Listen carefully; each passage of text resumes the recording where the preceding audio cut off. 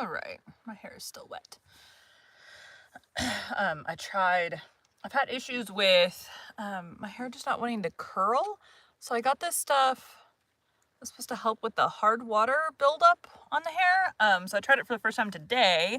It says you can leave it on up to 5 minutes. I did not, because I intend to do this like on a weekly basis, same as when I clarify my hair. I'm doing this instead of, not in addition to clarifying. So I figure either every week or every other week I'll probably do every other week, clarify 1 week. And I have very thin hair. Like, I have a crap load of it, but it is very thin strands, so it gets weighed down easily, hence needing to clarify every week. Anyways, let's get this going, because that is unrelated to narrating. So today we'll be continuing Great Expectations by Charles Dickens. Chapter 43. Why should I pause to ask how much of my shrinking from Provis might be traced to Estella? Why should I loiter on my road to compare the state of mind in which I had tried to rid myself of the stain of the prison before meeting her at the coach office, with the state of mind in which I now reflected on the abyss between Estella and her pride and beauty, and the return transport whom I harbored? I feel like this is not right. I think I'm a little bit too. There we go. Harbored. The road would be none the smoother for it. The end would be none the better for it. He would not be helped, nor I extenuated. A new fear had been engendered in my mind by his narrative, or rather his narrative had given form and purpose to the fear that was already there. If Compeyson were alive and should discover his return, I could hardly doubt the consequence. That Compeyson stood in mortal fear of him, neither of the two could know much better than I, and that any such man as that man had been described to be would hesitate to release himself for good from a dreaded enemy by the safe means of becoming an informer was scarcely to be imagined. Never had I breathed, and never would I breathe, or so I resolved, a word of Estella to Provis. But I said to Herbert that before I could go abroad, I must see both Estella and Miss Havisham. This was when we were left alone on the night of the day when Provis told us his story. I resolved to go out to Richmond next day, and I went. On my presenting myself at Mrs. Bradley's, Estella's maid was called to tell that Estella had gone into the country. Where? To Satta's house. As usual. Not as usual, I said, for she had never yet gone there without me. When was she coming back? There was an air of reservation in the answer which increased my perplexity, and the answer was that her maid believed she was only coming back at all for a little while. I could make nothing of this, except that it was meant that I should make nothing of it, and I went home again in complete discomfiture.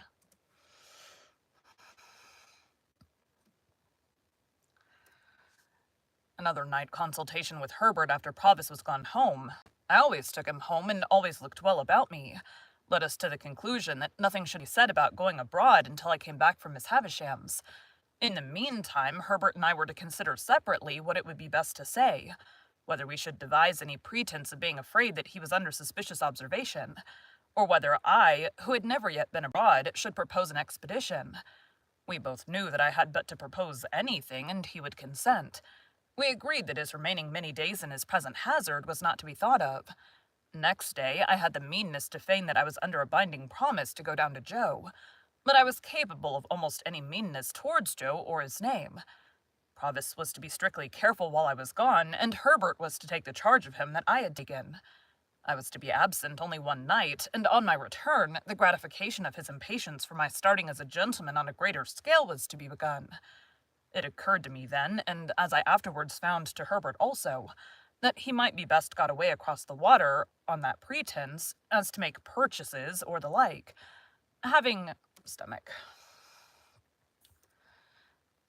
thus cleared the way for my expedition to Miss Havisham's, I set off by the early morning coach before it was yet light, and was out on the open country road when the day came creeping on, halting and whimpering and shivering, and wrapped in patches of cloud and rags of mist like a beggar.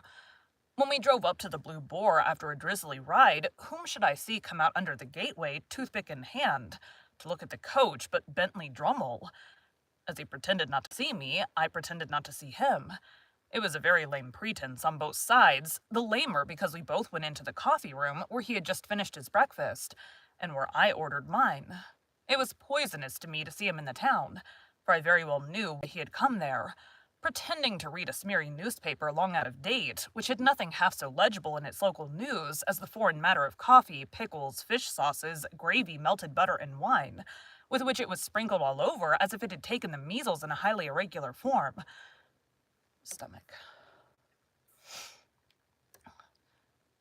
Yep, the end of that thing. With which...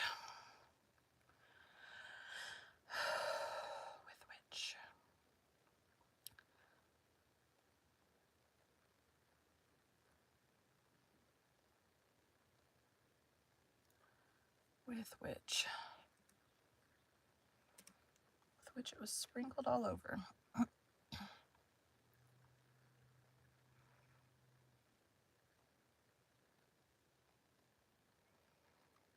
I have no idea where this is. There it is.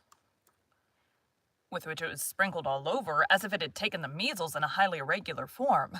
I sat at my table while he stood before the fire. By degrees, it became an enormous injury to me that he stood before the fire, and I got up, determined to have my share of it. I had to put my hand behind his legs for the poker when I went up to the fireplace to stir the fire, but still pretended not to know him. Mr. Drummle.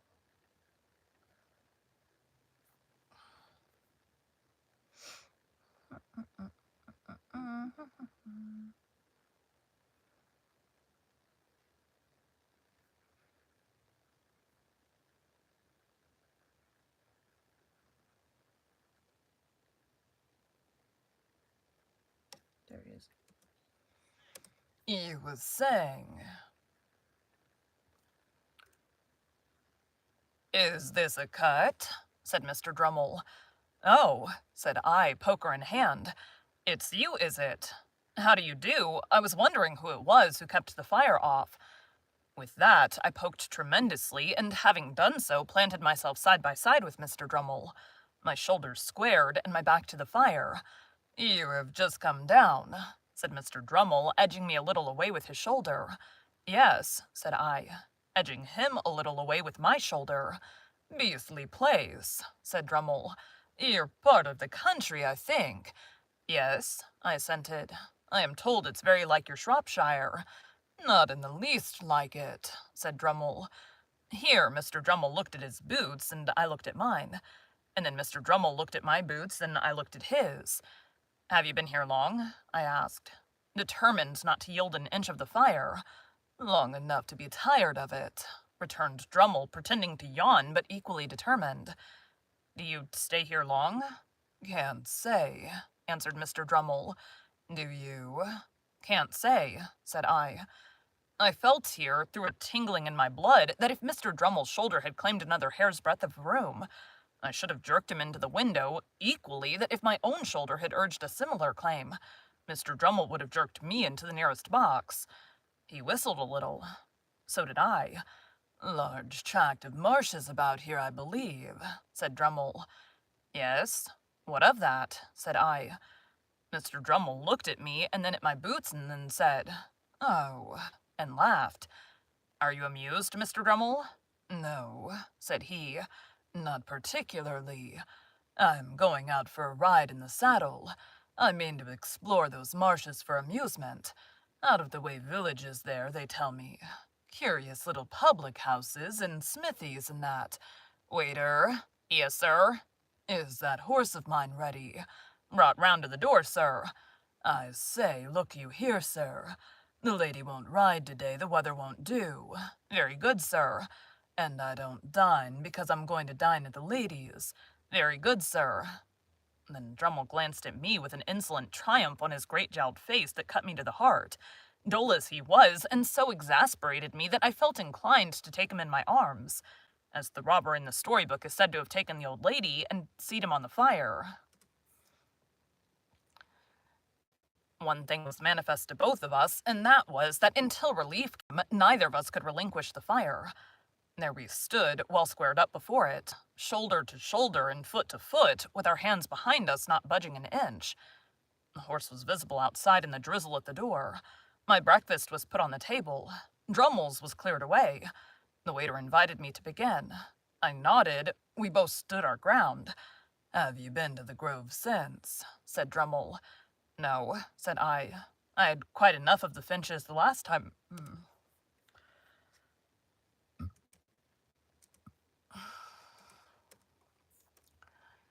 "I had quite enough of the Finches the last time I was there." "I had quite enough of the Finches the last time I was there." "Was that when we had a difference of opinion?" "Yes," I replied very shortly. "Come, come, they let you off easily enough," sneered Drummle. "You shouldn't have lost your temper." "Mr. Drummle," said I, "you are not competent to give advice on that subject.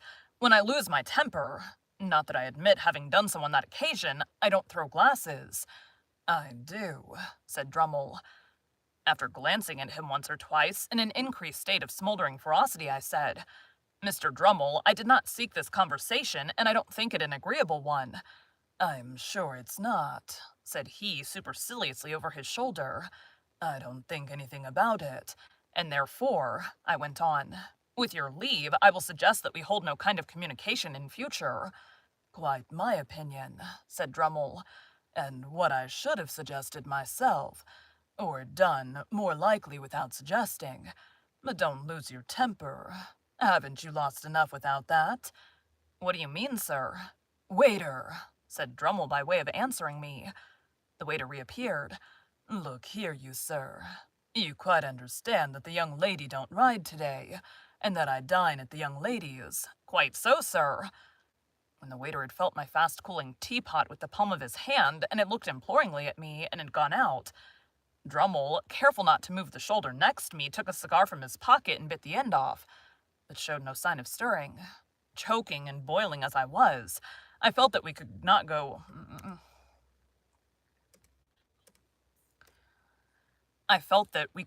a word further without introducing Estella's name, which I could not endure to hear him utter, and therefore I looked stonily at the opposite wall as if there were no one present, and forced myself to silence.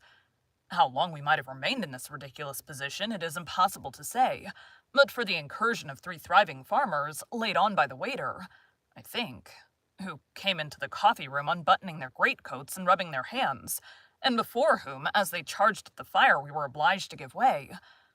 I saw him through the window, seizing the horse's mane and mounting in his blundering, brutal manner, and sidling and backing away. Nope, that came out weird.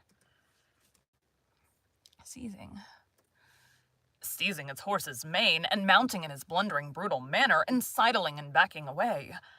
I thought he was gone. When he came back, calling for a light for the cigar in his mouth, which he had forgotten, a man in a dust-colored dress appeared with what was wanted.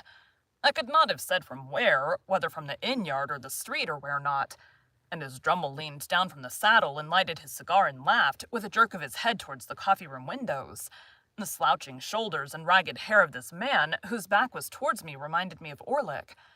Too heavily out of sorts to care much at the time whether it were he or no, or after all to touch the breakfast. I washed the weather and the journey from my face and hands, and went out to the memorable old house that it would have been so much the better for me never to have entered, never to have seen. Thank you for joining Bite at a Time Books today. That came out weird.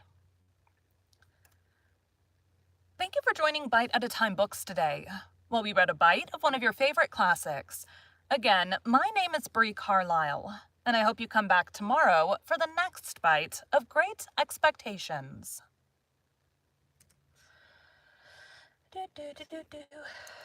Done with that one. How long is the next one supposed to be?